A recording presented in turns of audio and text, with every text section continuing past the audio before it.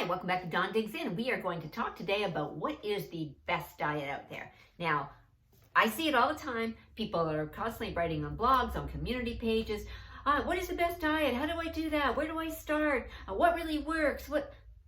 I'm going to give you 5 tips. And at the end, I'm going to give you a challenge on what we're going to do for the next week and see if this helps you on your way.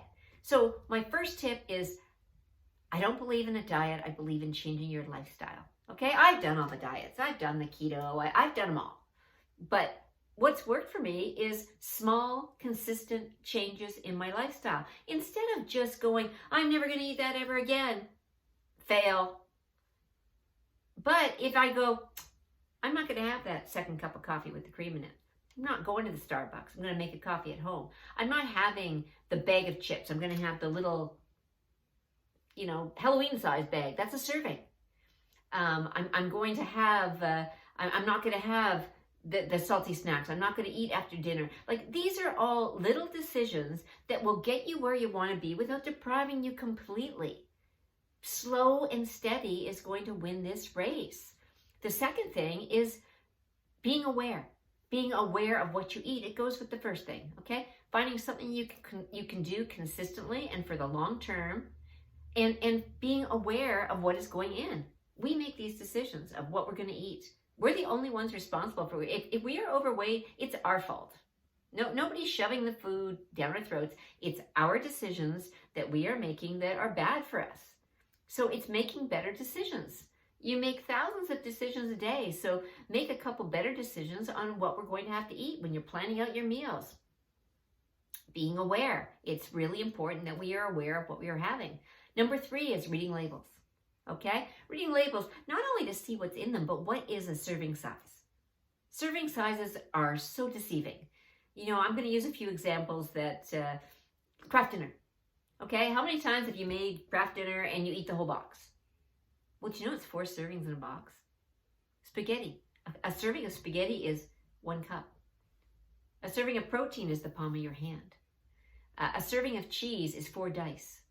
Like, little things like this, instead of whacking off half a thing of cheese, or, this is where we lose it. We think we did really well because I only had 1 of those, but how much of it did you have?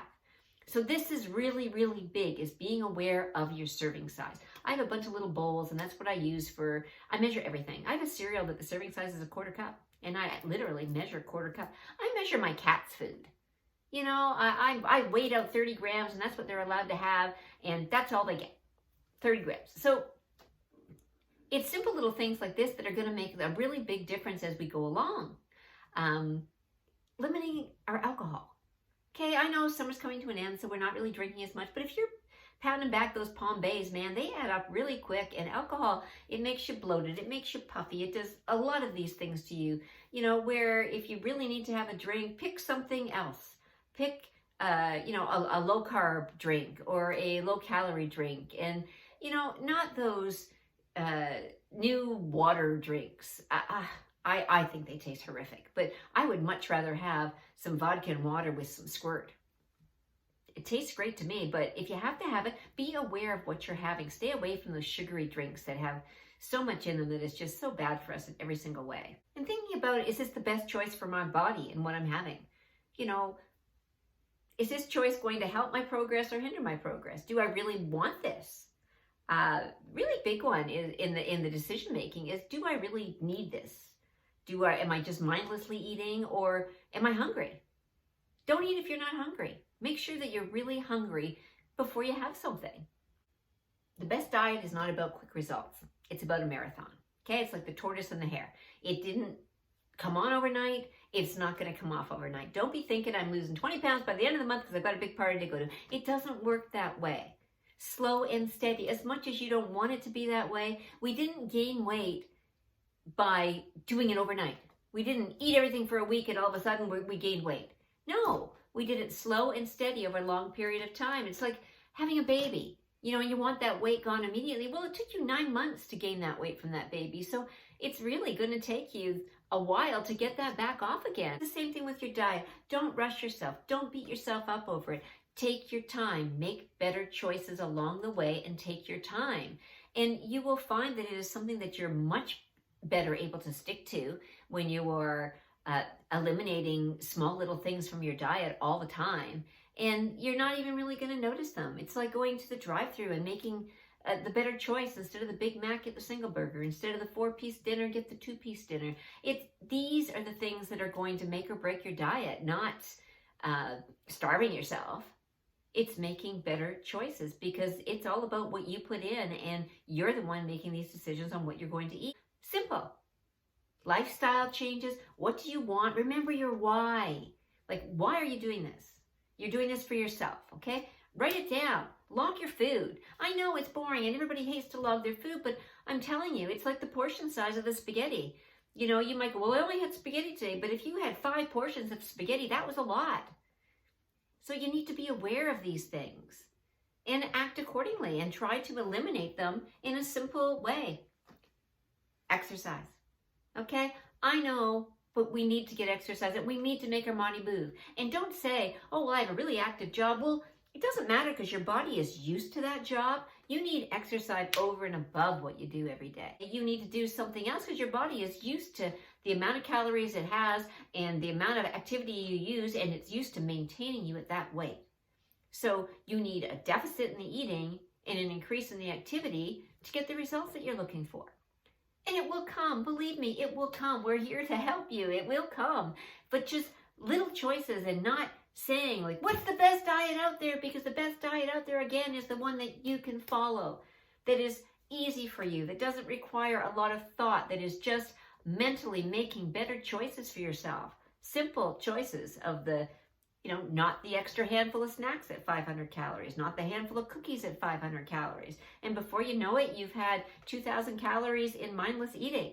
So being aware is super, super important, that you are so aware of what is going in your body that you can make decisions on that. Okay, I had this and this today, so I'm not going to have this. Stop eating it after dinner. Okay, this is a really big one, is our eating time frame. We all grew up with having breakfast, lunch, and supper in bed. Nowadays, it's people are eating dinner at 8 o'clock and going to bed at 9. It's too late. You need to figure out your meals so that you're eating earlier. If it's like, well, that's what time everybody's home, and you eat something earlier. Like, you need to do what works for you, and it doesn't always mean it works for the rest of your family. I have sat with my family while they've eaten, and I've had a glass of water and talked the whole time. It's just figuring out what you need for your body and for you that's going to make all this difference. Challenge. Okay, I said there's going to be a challenge. So the challenge is going to be, for the next week, I want you to think about something that you can eliminate. Something that's going to help you get towards your goal that you can eliminate. Like, it could be the Starbucks at the drive-thru. It could be that extra tablespoon of cream in your coffee. Yes, I measure that too. But it could be, this downsizing at the drive-thru, getting the kiddie meal as opposed to the big combo. Like, simple little things. Not eating after dinner, not having that extra snack. Find something that for the next week you're going to eliminate. Or at least really, really try to cut down on. Like, I'm not going to have French fries for the next week.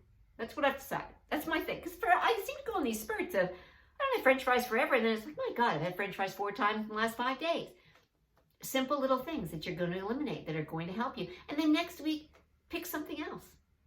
I'm going to add more fruit in, or I'm going to eat less cheese, or like, just have that little bit of awareness, and you will feel so good about yourself when you have that little bit of awareness that you've made a decision that was not only good for your diet, but good for your health.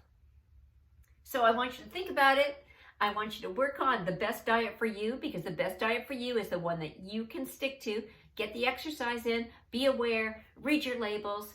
This is a marathon. It is not a sprint. It's not going to happen overnight, but it is going to happen. Again, we're here to help. Comments, queries, questions, please ask. I will do my best to give you as much information as I have. So have an awesome week and some great workouts, and I will see you soon. High five. You are amazing.